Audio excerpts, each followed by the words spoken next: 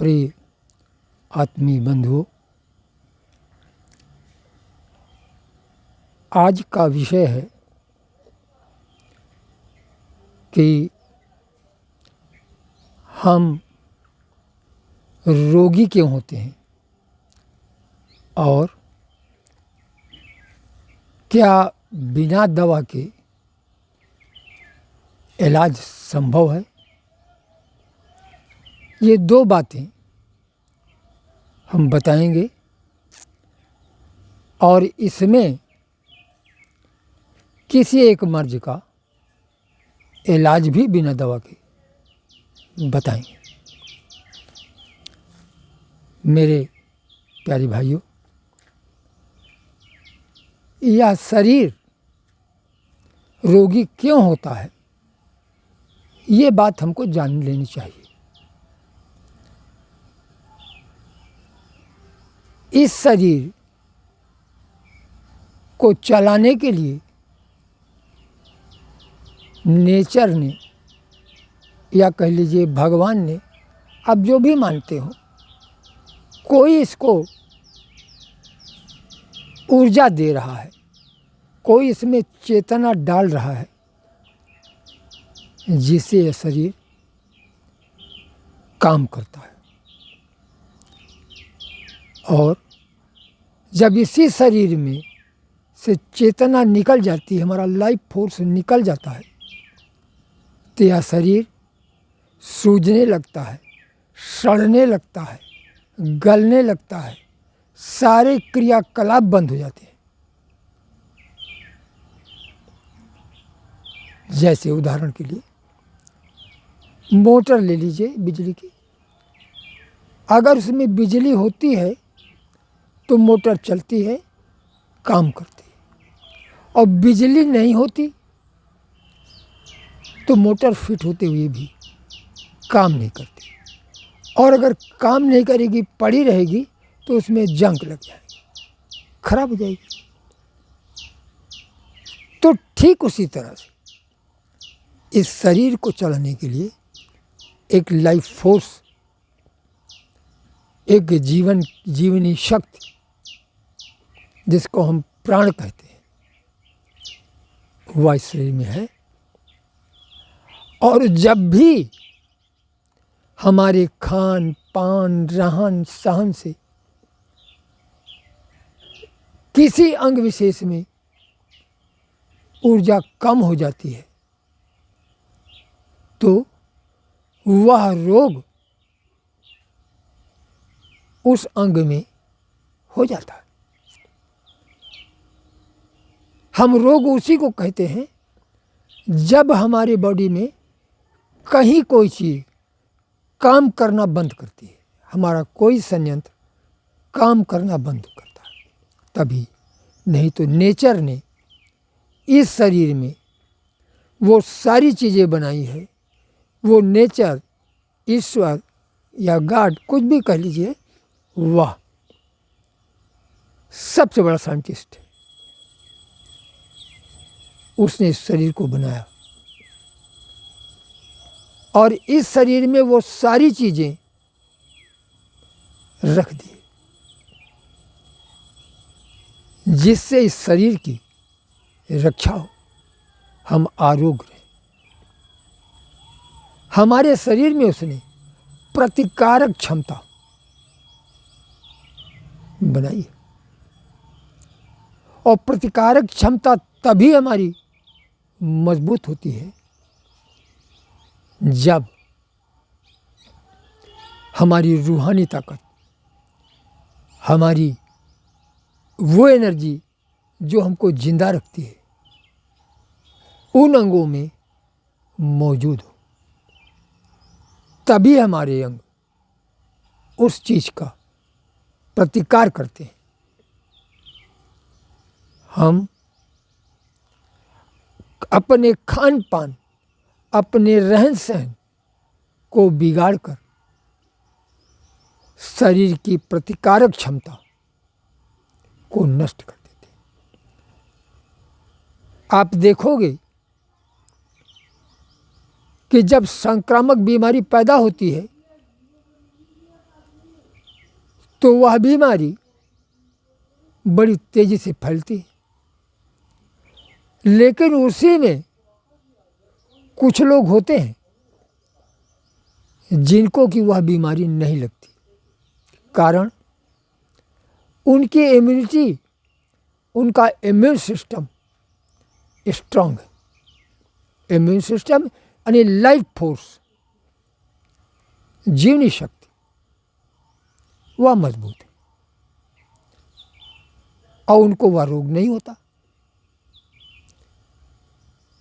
मैंने देखा है कॉलेरा फैला, वहाँ कोई आदमी आया और उसको उल्टी होने लगी, टट्टी होने लगी, और उसी में कुछ लोग साफ सफाई भी कर रहे हैं, उनको नहीं हो रहा है। इसका कुल कारण इम्यून सिस्टम यानी लाइफ फोर्स, वह प्राण विद्युत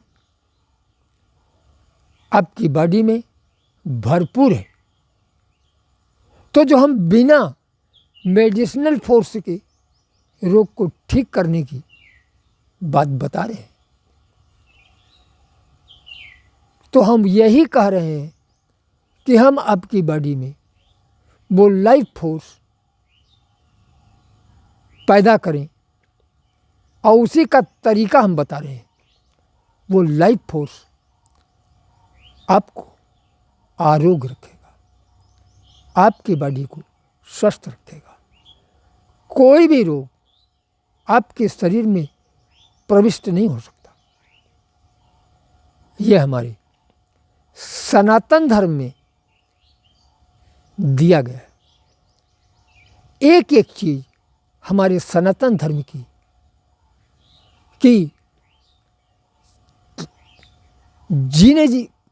जीवन जीने की कला है, आर्ट ऑफ लाइफ है, आर्ट ऑफ हेल्थ है। आपके स्वास्थ्य को सही रखने का, और इसको किसी ने बनाया नहीं। जैसे क्या एटम की ताकत को किसी ने बनाया क्या? एटम में वो ताकत है, उसका सिस्टम साइंटिस्टों ने जाना कि इसमें ये एनर्जी है और उसको सेट कर दिया।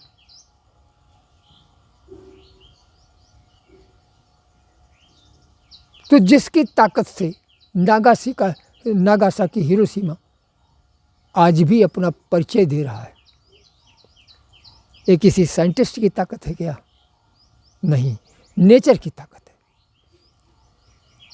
उस एटम में जो एनर्जी थी उसने कम किया, केवल हमने सेट किया। ठीक उसी तरह से हम अपने शरीर के में रोग ना आए, और रोग आ गया है, कहीं हमारी प्रतिकारक क्षमता किसी अंग विशेष में घट गई है, तो वहाँ पर हम प्रतिकारक क्षमता पैदा करेंगे। और प्रतिकारक क्षमता पैदा करने के लिए हमारे पास 5 मुंह हैं। 5। एक मुंह तो हमारे माँ के पेट में था, जिसको हम नाभि कहते हैं। माँ से वो एनर्जी मिलती थी। हर कुछ हमारे नाभि से ही हमारे शरीर में पृष्ठ होता था, जिससे हम माँ के पेट में पले। जब माँ के पेट से बाहर आते हैं, तब हम पदार्थों को मुंह से खाते हैं, पानी को मुंह से पीते हैं। ये 2 तत्व हो गए। इसके बाद प्रकाश को हम आँख से खाते हैं, हवा को हम नाक से लेते हैं, तरंग को हम कान से लेते हैं। सृष्टि की रचना कैसे हुई? ओंकार ध्वनि से। आज साइंटिस्ट इस चीज को सुन रहे हैं कि अंतरिक्ष से ओंकार ध्वनि पैदा हो रही। तो इन 5 तत्वों में आपका मर्ज जिस तत्व तक पहुंच गया है तो वहां से इलाज करें, मर्ज बाहर चला जाएगा, मर्ज निकल जाएगा। आप पदार्थ चिकित्सा करोगे तो आपकी भौतिक शरीर का यानी मटेरियल चिकित्सा, तो वो मटेरियल चिकित्सा आपकी जो अभाव हो गया, जो कमी हो गया, उसकी पूर्ति, जिसको हम विटामिन चिकित्सा या मिनरल चिकित्सा कहते हैं। कोई वायरस हो गया तो उसके लिए हम एंटीबायोटिक देते हैं और वो उस वायरस को मारता है, लेकिन उसके नुकसान भी हैं। और अगर हम इन 5 तत्वों को इन 5 मुख से ग्रहण करें तो कोई रोग ऐसा नहीं है जो ठीक ना हो। चूंकि यही हमारे 5 मुख हमारे अंदर उन तत्वों तक एनर्जी को पहुंचाते हैं, और ये एनर्जी अगर हमारे शरीर में रहे, मर्ज हमारा किस तत्व तक पहुंच गया है और जिस तत्व तक पहुंच गया है उस तत्व को हम ठीक करें तो हमारा रोग ठीक हो जाएगा और हमारे शरीर में प्रतिकारक क्षमता पैदा हो जाएगी। हम किसी चिकित्सा पद्धति का विरोध नहीं करते हैं, सारी चिकित्सा पद्धतियों का अपना महत्व है, लेकिन जब तक हम अपने शरीर की ऊर्जा को, लाइफ फोर्स को करेक्ट नहीं करेंगे तब तक हमारा पीछा, हम रुग्णता, बीमारी नहीं छोड़ेगी। जैसे प्रश्न उठता है कि क्या बिना दवा के हम स्वस्थ हो सकते हैं? ये ऐसा ही है जैसे घर में आग लग गई, अगर आप बीमार हो गए, एक तो उपाय है बीमारी ना हो, और दूसरा उपाय है कि बीमारी हो गई है तो उसको ठीक करें। तो इसको एक उदाहरण से समझा देते हैं। आपके घर में आग लग गई, आपने शोर मचाया, गांव के लोग जुट गए, दमकल कर्मी आ गए, आग को बुझा दिया, आग बुझ गई, यानी घर में रोग हुआ, रोग मिट गया, तो क्या जो क्षति हुई वह बन गई? आपके घर का जो सामान जल गया, क्या वह क्षति पूर्ति हो गई? नहीं। अब इसके आगे हमको फिर वो चीज़ें जो जल गई हैं उनको लाना पड़ेगा, उनको बनाना पड़ेगा। उसके लिए हम विटामिन, मिनरल और भस्म इत्यादि धातुएं वो लेते हैं, तो फिर हमारे उन अंगों की रीमेकिंग होती है, फिर पुनः बनता है।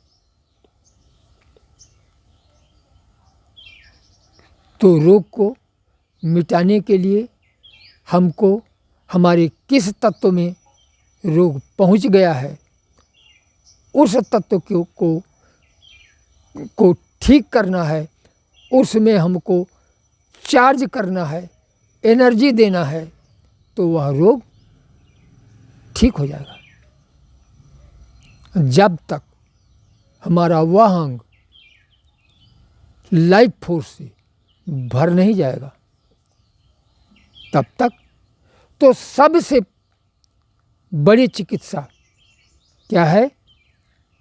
Life force. ये जड़ है, रूट है।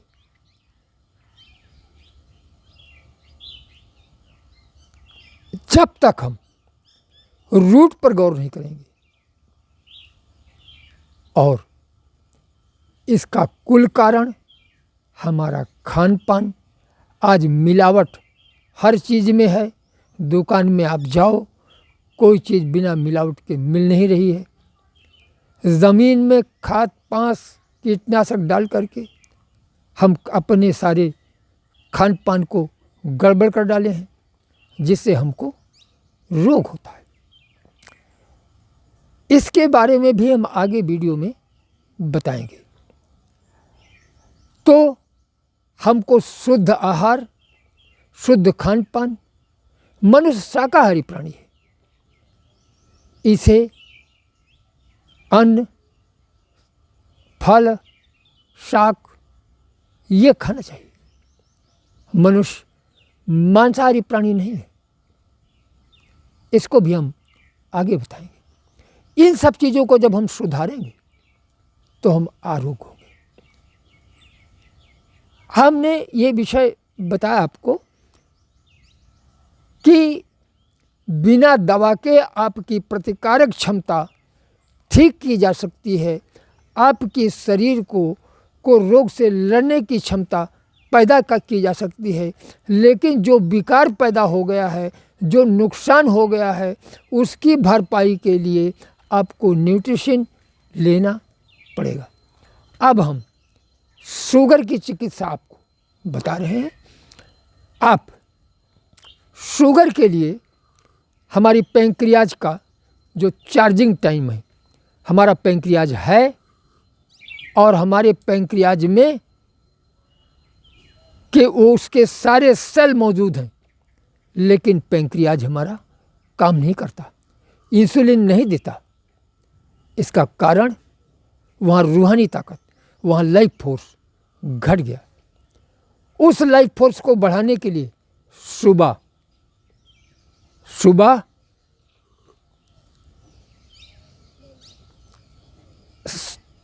7 से 8 का टाइम, 7 बजे से 8 बजे का टाइम है।